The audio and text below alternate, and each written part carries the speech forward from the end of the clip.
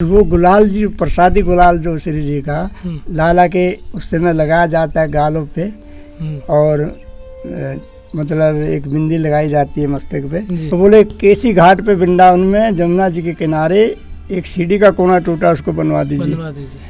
तो अकबर ने कही अरे हमसे कोई महल बनवाओ, कि नहीं नहीं पहले आप उसको बनाइए। एक कमिश्नर था पहले, जब बत्ती चलती थी लाल नीली, तो ब्रज भूमि से पहले बत्ती को उतरवा देता था।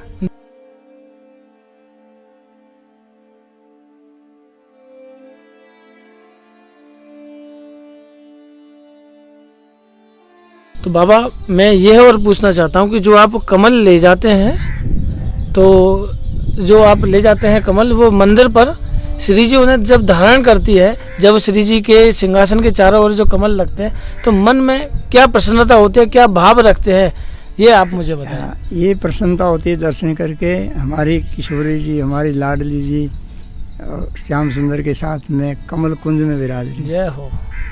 ये भाव है, बड़ा सुंदर दर्शन होता है।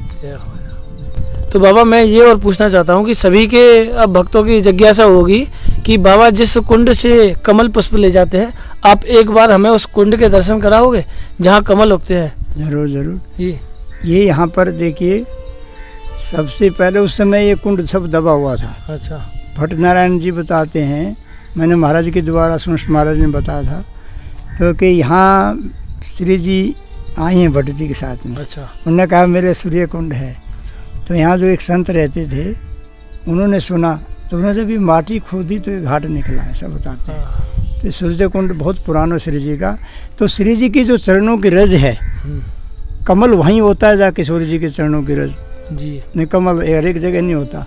जहाँ किशोरी जी खेली उनके चरणों की रज में कमल उनकी कृपा से हो रहे हैं। आप दर्शन करिए, ये सूर्य कुंड है, देखिए सामने। और मैं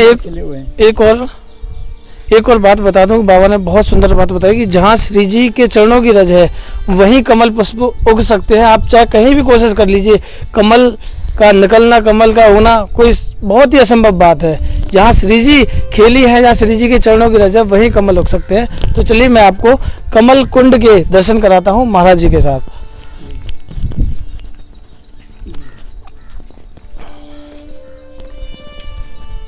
तो जैसा कि आप देख रहे होंगे मेरे पीछे, ये जो पूरा जो कुंड है, जो सरोवर है, ये कमल सरोवर है, जिसे सूर्य कुंड के नाम से भी जाना जाता है। और जैसा कि पीछे देख रहे होंगे कि किस तरह से कमल की प्रारंभ हो रहा है, कमल निकल रहे हैं। और बाबा इसी कुंड से, इस नौका से बाबा कमल तोड़ते हैं। और आज भी इस कुंड में एक इतना बड़ा सर्प है, इतना बड़ा सर्प है कि बाबा ने कई बार उस सर्प के दर्शन किए, लेकिन बाबा से वो कभी कुछ नहीं कहता। हम तो यही सोचते हैं कि वो जब हम जाते हैं वो अदृश्य हो जाते हैं, कोई देवता है वो कोई देवता के रूप में लोगों को दर्शन दिए उसने। अच्छा। हाँ, सब लोग डर जाते हैं कि तुम इसमें कैसे फूल तोड़ते हो, लेकिन राधा रानी की कृपा से कांटे भी फूल बन जाते हैं। कांटे भी फूल बन जाते हैं। तो कमल के पत्तों पर भी अगर हम जल फेंकते हैं तो वे मोती बन जाते हैं। बाबा एक बार, जैसे मैंने सुना है, एक बार आप दिखाओगे कि जैसे हम कमल के पत्तों पर अगर पानी डालेंगे तो वो किस तरह से मोती में तब्दील हो जाते हैं? ये मोती बनते हैं, देखिए।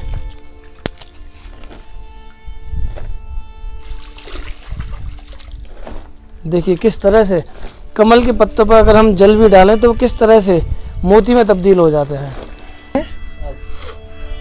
तो मित्रों, हम बैठे हैं उसी नौका में कि जिस नौका में बैठकर बाबा इस कुंड से कमल पुष्प तोड़ते हैं, जो श्री जी के लिए कमल ले जाते हैं। और मैं आपको एक और बात बताऊं कि बाबा एक श्री जी की एक विशेष जो सेवा करते हैं उसके बारे में आपको बताने वाला हूं कि बाबा मैंने जो सुना है कि जो श्री जी का होली का जो निमंत्रण है वो आप एक सखी के रूप में नंदगाम लेकर जाते हैं, उसके पीछे क्या भाव छुपाया आप वो बताइए। उसमें ऐसा है कि कई साल पहले एक संत जाते थे निमंत्रण लेके, तो हम भी उनके साथ गए। तो 3-4 साल में अकेला गया था, कच्चे रास्ते से पैदल जाते थे हम। हाँ जी, बिल्कुल। ऊंचा गांव से पहले कच्चा दगरा है। तो फिर वो पधार गए संत बेचारे, तो उनके गुरु, फिर वो राधा सखी बोले कि हमारे गुरु जाते तो हम भी चले। चलो साथ, फिर हम दोनों देवे जाते हैं। तो बाबा इस जो निमंत्रण के पीछे क्या वजह है कि निमंत्रण देकर हम न्योता देने के लिए जाते हैं, होली खेलने के लिए? उसके पीछे भाव है कि हमारी लाडली प्रिया प्रीतम जी की जो होली है, जो लाल के यहाँ, लाला के यहाँ निमंत्रण जाता है नंदगांव, तो पहले सखी परिकर न्योता देने जाती थी। अच्छा। तो उसी भावना से श्री जी के महल से अमनिया जाता है, बीड़ी फोया जाता है, गुलाल की हंडिया जाती है, इत्र जाता है। तो लाला को बड़े भाव से और हार जाते हैं। पुजारी महाराज जी एक लाला को फरिया भी देते हैं प्रसादी श्री जी की। तो बड़े भाव से हम लोग सखी भाव से जाते हैं कि प्रिया जी की तरफ से नंद भवन में निमंत्रण जा रहा है। बड़े उत्साह से आनंद से गीत होली के गीत गाते हुए जाते हैं। तो वहाँ जा कर के फिर जब नंद भवन पर चढ़ते हैं जी, तो बहुत ही आनंद आता है कि आज हम प्रिया जी की तरफ से निमंत्रण देने आए हैं अपने कन्हैया जी को। तो फिर नंद भवन में जा कर के जो ग्वाल बाल जो हैं वो बड़ा वहाँ पर बड़ा उत्सव मनाते हैं, आनंद मनाते हैं कि वहाँ पर सखी परिकर के साथ में ग्वाल बाल खूब नाचते हैं, खूब होली की रसिया होते हैं। फिर वो गुलाल जी प्रसादी गुलाल जो श्री जी का लाला के उस समय लगाया जाता है गालों पे, और मतलब एक बिंदी लगाई जाती है मस्तक पे प्रसादी गुलाल श्री जी का। तो बड़े खुश होते हैं। उस समय छठाई कुछ और होती है नंदगांव की, जब श्री जी को प्रसाद में पहुंच जाता है तो पुजारी पर्दा करके भोग लगाते हैं, मनिया हार पहनाते, फिर सखियों को प्रसाद भी देते हैं। और सब सखी उस दिन पुजारी जी की तरफ से सबका वहीं निमंत्रण होता है, प्रसाद पा के जाओ राजभोग का। अच्छा। तो हम निमंत्रण दे के फिर श्री जी के लड्डू होली के लिए आ जाते हैं। अच्छा। फिर बड़ा आनंद होता है। तो होली से पहले श्री जी निमंत्रण भेजती है ठाकुर जी के लिए, नंदलाल के लिए, कि अरे प्यारे आप होली खेलने के लिए आओ। तो सखी के रूप में हमारे यही गोपाल बाबा हड़िया में गुलाल लेकर नंदगांव जाते हैं। और राधा सखी भी जाती है, और हम इनके साथ राधा सखी भी जाती है। और इतने ढोल नगाड़ों के साथ यहाँ से बाबा जब लेकर जाते हैं निमंत्रण, तो बहुत ढोल नगाड़ों के साथ बाबा पैदल पैदल रास्ते से जाते हैं। बहुत अद्भुत लीलाएं जुड़ी हुई हैं बरसाना और नंदगांव की। आपने भी सुना है कि पहले नंदगांव के जब होली खेलने के लिए जाते हैं, फिर उसके बाद बरसाना के होली खेलने के लिए नंदगांव जाते हैं। आज भी वही कितने वर्षों बीत गए, वही प्राचीन काल की लीला और वही आनंद, वही उत्सव ऐसे आनंद से मनता है होली का और ऐसे राधा रानी के जन्म का। बहुत ही आनंद। हम ये सोचते कि अनादिकाल से चला आ रहा वही उत्सव है श्री जी, वही उत्सव आनंद का। चलिए महाराज जी, बहुत अच्छा लगा आपके साथ इस लीला को जानकर। सबसे बड़ी तो हमें कमल दर्शन में ही साक्षात किशोर जी के दर्शन हो गए।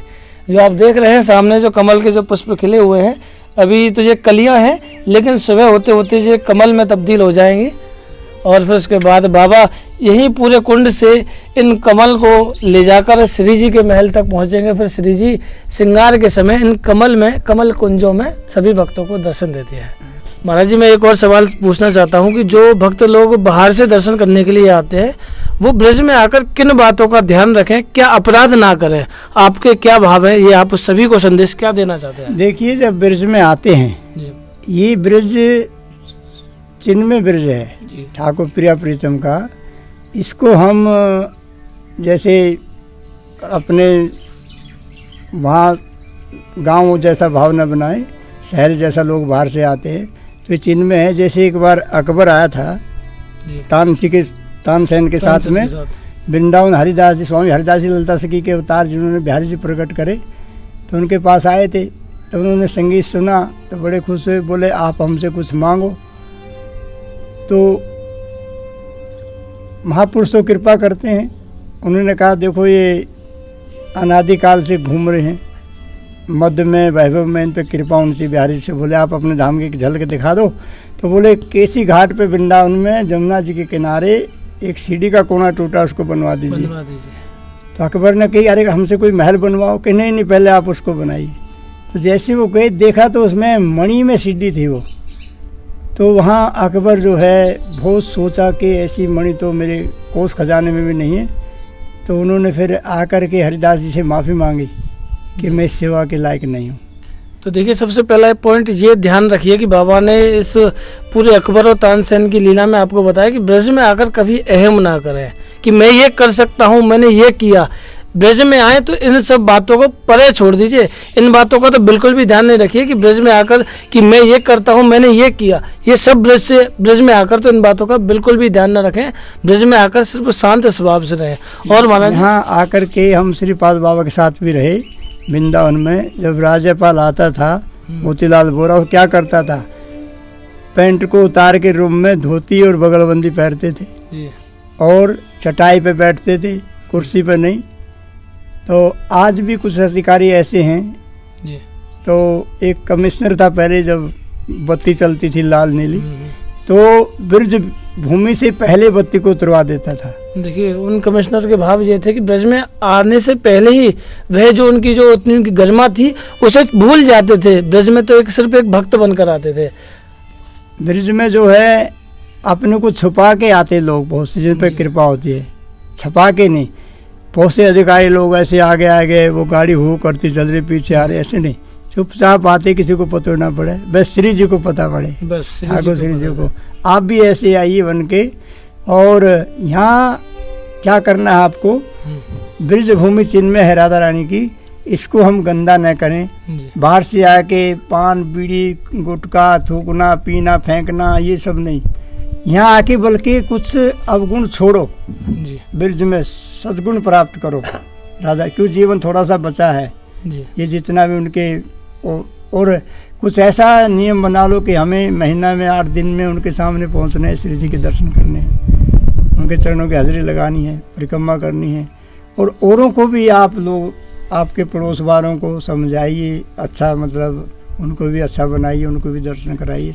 लेकिन हम ये चाह रहे हैं हर जीव भगवान की आराधना करे, सेवा करे, पूजा करे और ब्रजवासियों की सेवा करे। ब्रजवासी साक्षात भगवान का रूप है। जी महाराज जी, मैं एक और आपसे सवाल पूछना चाहता हूँ कि राधा रानी किन, मतलब कोई भी भक्त बरसाना आए, ब्रज में आए, तो किन किन क्या क्या काम करे, जैसे ब्रजवासियों से प्रेम करे, क्या क्या कार्य करे जिनसे श्री जी प्रसन्न हो? ब्रज में आके तो भैया सबसे प्रसन्न तो जब होती जब ब्रजवासियों से प्रेम करें जी, क्योंकि ब्रजवासी ही उनके अनन्य हैं जी, और उन्हीं से ब्रजवासी श्री जी की सेवा कर रहे हैं। और आप जैसे संतों के, आप जैसे संत भगवान के दर्शन करें, इनके सानिध्य, इनके वचन सुने, ब्रज में आकर इन सब बातों का ध्यान रखें, अहम को निकाल कर ब्रज में आए और ब्रज की लीलाओं का श्रवण करें और ठाकुर जी के दर्शन करें। और ब्रज में आकर ना फोटो ना सेल्फी, कभी ये न दिखाइए कि मैं यहाँ गया, किसी को पता भी ना चले, और ब्रज में हमारी श्री जी के दर्शन हो जाएं। कभी तो श्री जी को पता चले कि आप बरसाना धाम आए, औरों को ना पता चलकर अगर श्री जी को जिस दिन पता चल गया तो समझ लीजिए कृपा खुद ब खुद आपके ऊपर हो जाएगी।